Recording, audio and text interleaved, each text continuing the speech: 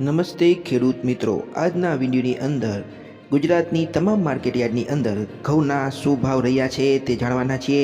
પણ મિત્રો એની પહેલાં જો તમે ચેનલને સબસ્ક્રાઈબ ન કરી હોય તો ચેનલને સબસ્ક્રાઈબ કરી દેજો, જેથી કરીને ખેડૂતોને લગતા સમાચાર તથા ઘઉંના ભાવની અપડેટ તમને સૌથી પહેલાં મળી રહે। મિત્રો તો ચાલો જાણીએ કે આજે ગુજરાતની તમામ માર્કેટયાર્ડની અંદર ઘઉંના શું ભાવ રહ્યા છે।